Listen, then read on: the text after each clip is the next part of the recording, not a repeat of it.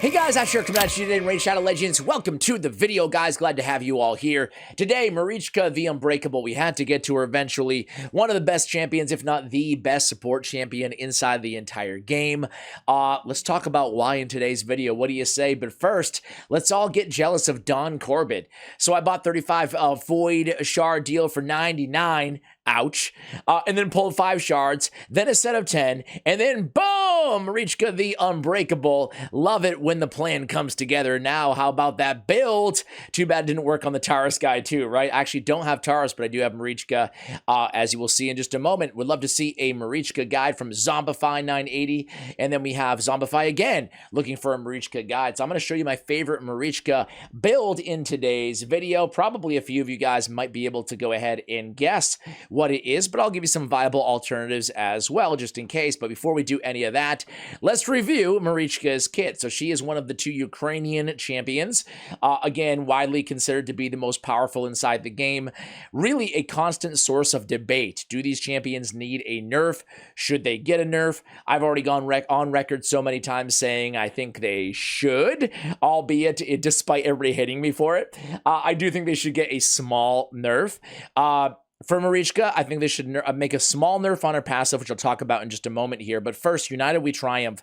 Attacks one enemy, one random ally will team up and join the attack. The ally joining attack will use their default skill. If it's Taurus, it's always going to be him, okay? When Taurus joins, he uses his A2 instead of his A1. Font of Tenacity. This is a 3-turn cooldown. It's one of the best, if not the best, heals and support abilities out there in the game. Fully restores any allies' decreased max HP, then heals all allies by 40% of this champion's max HP. So basically, if we scale her to 90, 100, 110, 120k HP, that 40% is often going to be enough to fully complete heal most of the other champions on your team, right? This is the strongest percentage-based heal on this, it's based on her HP, not theirs, in the game, beating out even, a Wither the Crowned. Plays a shield buff and a protected strengthen buff on all allies for 2 turns. The value of the shield is 20% of this champion's max HP. So again, if we can scale her to 100k, and it's not that difficult to do so at almost 22k base HP, that is a 20k shield. Not too bad. That's going to be half of the HP, or around so, of a lot of the champions. Plus the protected big version of strengthen. They didn't even bother saying it's a 25% strengthen here. They just say strengthen, right? We already know it's the big version. So all of that on a 3-turn. On the Nurtured Friendship, it's a 4-turn cooldown, but there is an extra turn mechanic potential. Removes all debuffs from all allies, fills a turn meter of all allies by 15%. Fills a turn meter of all allies by another 5% for each debuff removed from them. So we get a 15% base turn meter fill, and then, you remove 2, that's a 25% turn meter fill. That's really good. You remove 3 or 4 or 5, we're talking about a massive turn meter fill on these champions, plus the full cleanse. Also increases the resistance of all allies by 5 for each debuff removed.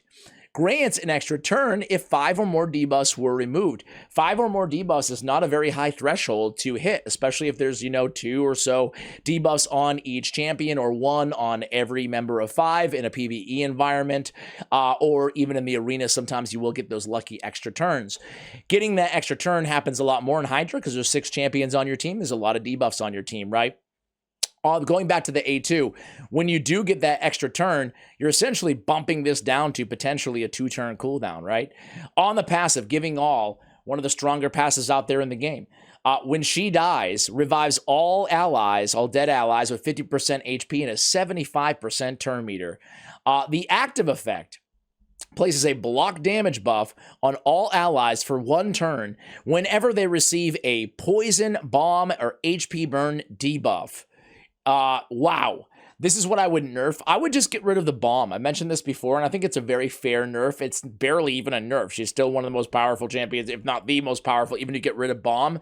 But the problem is like first of all, bomb needs a little love in this game, right? And it would give at least some sort of a viable counter to this champion. Bomb already has enough going against it, I feel like, that you had to add bomb too. It's already incredibly strong, the block damage, right? Because, you put it in the arena. We're going to do some live arena in today's video. You put that accidental poison with Mithrala's A1, right, on anybody on the Marichka team, and boom, everybody gets the block damage, right? So it goes on all allies whenever any allies. It only has to be one ally that receives that debuff, and then boom, everybody gets block damage. She also has speed in all battles by 24%. That's like a 10-way tie for the best in the game. Her base stats are incredible. A lot of HP, decent amount of defense, and a lot of speed, 110 base speed. So there she is, obviously Void Affinity as well. Now, if we go to hellhades.com, to the surprise of absolutely nobody, she is one of the, I want to say around 15 champions that they rank a perfect 5-star, 5 out of 5. And you can see, oh my God, where can't you use this champion is the question that I would submit to you guys. I mean, Clan Boss Hydra, I mean, do I have to say it? It's a 5-star everywhere. That's because she's that freaking good. If you want heals, you want strengthen, the best damage mitigating buff in the game, and it's protected, that amazing passive. I mean, you can use, if you are lucky enough to pull Marichka, you're going to be using her everywhere if you're progression. If you pull in their late game, you know, you're going to be using your, whatever you need, that robust of a kit, but definitely in the arena. She's one of the most powerful arena champions, even without Taurus, as you'll see today. Even without Taurus on my account, I still pick her every single draft in live PV, in live arena. And she's still on my best arena team in regular classical arena. Frost Spider 5, Nether Spider 5, Eternal Dragon 5, Dreadhorn 5, Dark Fae 4.5. I mean, she's unbelievable. 5 out of 5 in the arena. 3.5 multiplier in the A1. Not that we're really concerned with multipliers or really damage from this champion at all.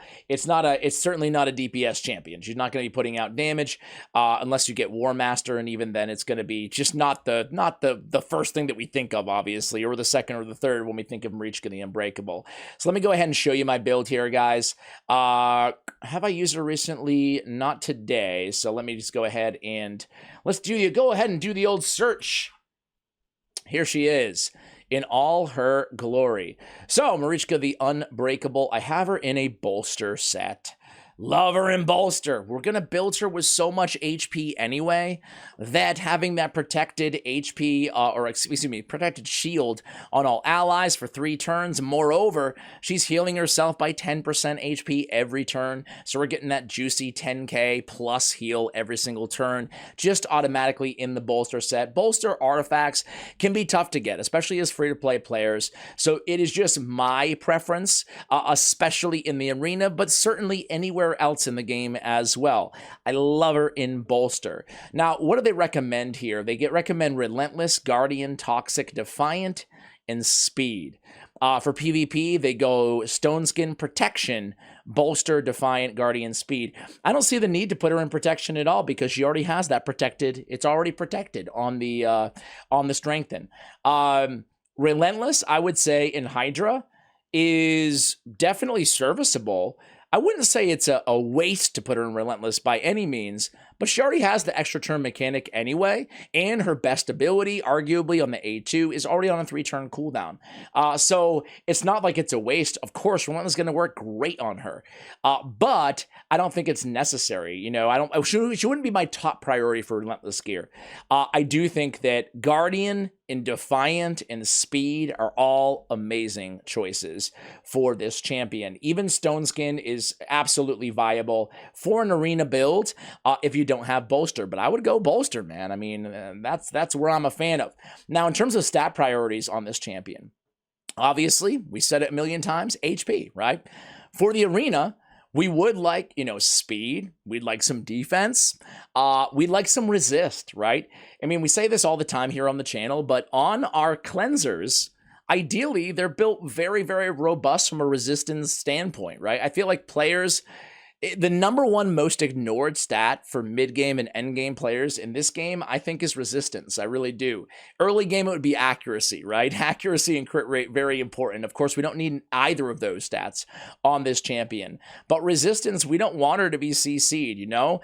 And, you know, when we talk about resistance, 472, it's not going to be high enough to resist everything. Certainly, debuffers are going to be built with way more accuracy than that. But you're going to be resisting a lot of the more, you know, I guess the more niche abilities, you know, the whatever. Yeah, I can't even think of one off the top of my head. But, well, you know, we had a Vogoth spotlight recently, right? And he has a provoke on the A2. And a lot of people build their Vogoth with like 300, maybe accuracy, maybe 350, kind of PvE, and they use it in PvP. Well, at least it's nice to resist some of that. So anyway, long story short, I like resistance on any cleanser that I'm going to be using, especially in the arena, or anywhere else for that matter. So you can see I have her decked out in really good gear, right? She's one of my best champions on the account. Why wouldn't I?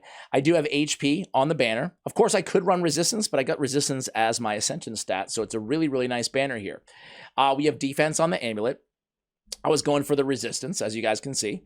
I don't need the attack, nor do I need the accuracy, so it's probably not the best amulet, but it will do.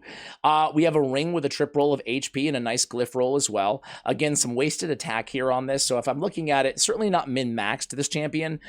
As we approach like the end-to-end game in Raid Shadow Legends, eventually, you know, the ideal situation is on our best champions, on our most used champions, every single substat makes sense for that champion. Like, that is the ultimate goal on building an endgame champion, and that's how you really start to min-max these champions as you get, you know, to the end game. Probably obvious for most of you guys, but I think it's worth mentioning, right? So when I see a ring like this and I see, you know, a couple stats that don't make any sense on this champion, it's like, okay, I can probably do better eventually, you know? Anyway, we have HP percentage on the gauntlets, and we have HP percentage on the chest. So I was able to get almost 500 resistance without having a resistance banner or resistance chest. I could sacrifice some HP, but I don't really want to because I have the bolster set, and I want a nice juicy shield as well, a protected shield. I have speed on the boots. I have, you can see the rest of the rolls here. Again, really good HP as an ascension stat here as well. Unfortunately, attack here is an ascension stat, so I can definitely upgrade this helmet for sure. And it's a 5-star, so absolutely. And then we have the weapon here with some resistance and some speed. I will say, for an endgame Marichka, if I had to pick apart my own build a little bit, I would definitely want over 4K on defense. So we could stand to get some more defense on this champion. And speed, she's definitely on the slower side in terms of compared to other endgame Marichkas.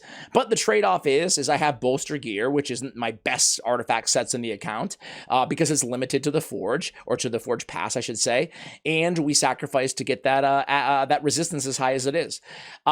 I have Intimidating Presence, so she's my Intimidating Presence champion. I only have her, well, not only, 3 stars is not bad, but I only get the defense stat from that, but it strengthens my team's aura by 7.5 and weakens the enemy's team by 10%. Now, if I get that 4th star, I get another 1,000 HP and a 50 resistance. If I'm lucky enough to ever get 6 stars, I get the 15 speed, the 200 defense, and the 25 extra resistance. Make it 75 when you add them up there. Ooh, that's really powerful. For Masteries on her, this is an arena build, but of course you could use it anywhere. It looks kind of funny, right? We're just like hugging the right-hand side and hugging the left-hand side, but you know, every mastery here makes a lot of sense, right? We're going with more resistance. We're going to go improve parry to mitigate critical attacks. We're going to just keep coming down. Wisdom of Battle has a block debuffs on this champion when they receive a CC debuff, which is helpful. Again, we don't want her to be CC'd because she's cleansing everybody. Increased resistance by 10 for each debuff on this champion. Again, more resistance masteries, a chance to counterattack when a CC is placed on allies, and then we come right down to Unshakable. Of course, you could go Retribution instead of Deterrence as well on the defense side of things. On the support side of things, we grabbed, you guessed it, more HP. We came down Shield Bearer, increased the value of shields this champion casts. We definitely want that. She has that nice shield. Lay on Hands, Healing Savior, Merciful Aid, all the way down the left-hand side to Lasting Gifts to extend the duration of the protected strengthen. On the, obviously it won't work on the block damage, but it will work on the A2. And then Spirit Haste. So that's the build, guys. I'm a fan. Let's consult hellhades.com again and see what they recommend. They go Brimstone and Polymorph for arena defense. See, now you need accuracy, so I would not recommend these blessings here. Let's see. For Hydra, they advise going with War Master, and I think that makes a lot of sense. Support tree is exactly the same as we have it here, but then on offense, coming all the way down to War Master to get a little bit more for PvE. So, in short, In the arena, I would go defense, exactly what we have, right? If you're building here for mainly PvE content, I'd probably just go offense instead of defense, come down and pick up War Master and make that sacrifice in terms of the resistance and the damage mitigation. All right, guys, let's go ahead and give her a shot here. Again, I want to do something a little bit different. We don't normally do live arena here on the channel, but let's go ahead and make it happen. Who cares? Let's do it. Oh, come on. I rambled for so long, 15 minutes in this guide, that it just ended. Oh, man, I am cursed when it comes to live arena, man. I've been slacking a lot in live arena, too. Since this is already such a pay-to-win video, I'm going to show you the team that I use, my main team, right? This is the team that I would be trying to draft if I was to go into live arena. And again, I mentioned this quite a bit here on the channel, but I try not to do all endgame. I try to do a lot of rares here, obviously, on the channel. I feel like the need to apologize when I cover an endgame build like this. But suffice it to say, you know, the stat priorities are going to remain the same. The type of teams that you're going to build around these champions is going to remain the same. Obviously, if you don't have these gear sets, I always try to give other recommendations. Another gear set that I love on her is Righteous, that we didn't talk about. Again, it's difficult to get because of the Forge, but it's one of my faves. But this team is pretty much as close as I possibly have to a set it and forget it. Now, I used to run Rhodos as the fourth on this team because obviously Siphi and Rhodos, I mean, super OP. But I like Harima so much that I replaced my Rhodos with her. Now, you really can't go wrong, you know, on either of those champions. I think a lot of people would just go Rhodos, but there's just too much UDK. And I like that AoE attack from Harima, plus the control, right? Plus, it's nice to just go into more to Macabre teams and not have to worry about, you know, landing a critical hit, you know, thus not have to worry about that A3. Now, with this team, I do have her in the lead for a speed aura because I have a fast Yumeko and a fairly fast Siphi on the team. Yumeko's in some of my best speed gear, so Yumeko's going to be first to go. Her speed is 364. Definitely not the fastest Yumeko out there in the end game, but certainly not the slowest either. So the way this team works is we have that speed lead to ensure that Yumeko goes first, and the intimidating presence helps a lot as well, strengthens that speed aura. But if I didn't have the best speed gear on my account, or if you don't, you could certainly go with, it doesn't have to be Siphi, but you can go with a Lydia or something on this team, kind of a go second Lydia, and run a high resistance aura, right? And just be able to actually like take a hit. Pythion's another one who, Python, for whatever reason, he just does really well in high resist gear and a high resist build. I used to build my Python just as like an uber tank reviver, right? And then I switched him to, he's still tanky, but I switched him to a much higher resistance.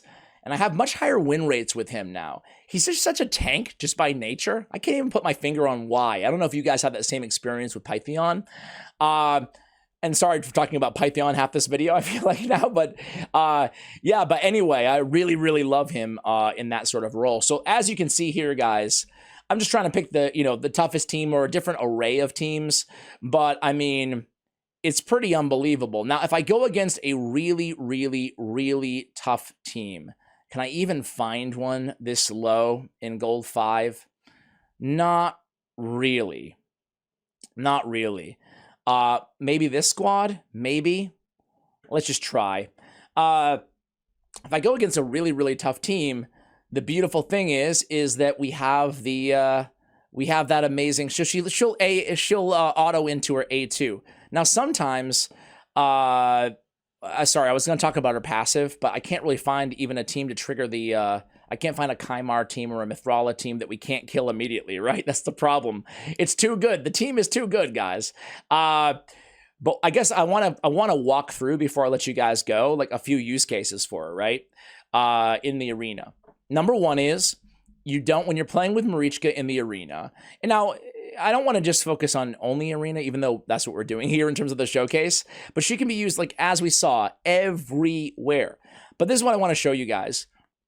In a situation like this, I may not, especially in live arena where I go auto, like obviously every time, I I might not want to use the A2 or the A3, you know? Maybe I'll use the A3 just for a 15% turn meter boost if I'm confident that I'm not going to need that cleanse later. Against this team, I might need the cleanse against Molly Tankar, so I don't want to use it. So oftentimes, I'll just, you know, target whoever and just send in, hopefully, Harima, like we saw, in with the A1 and just save the abilities, right? She's definitely a champion that you can kind of cycle her abilities and not have to stress using her most powerful moves right out the gate, right?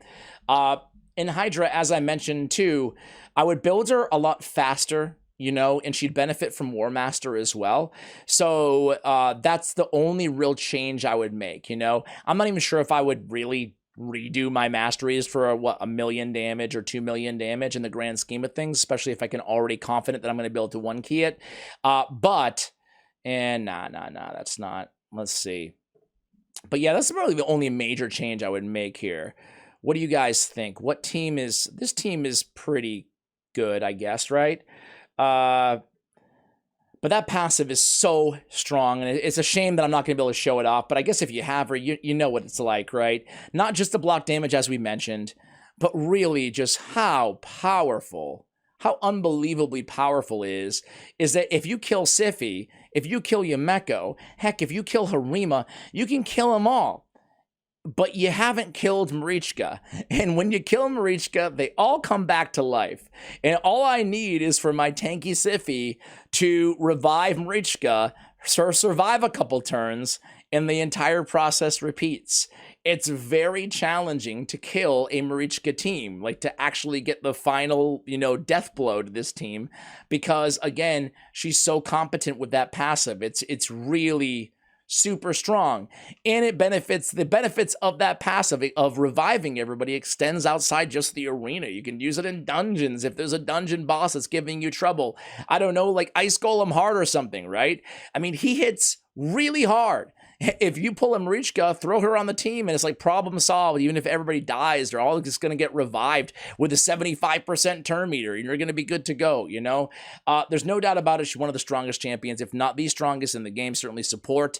You guys let me know what you think. Does she need a nerf? Do you agree with me? Would you remove the bomb there as well? Or do you like it just the way she is? Thank you for watching till the end of the video, and as always, take care, guys.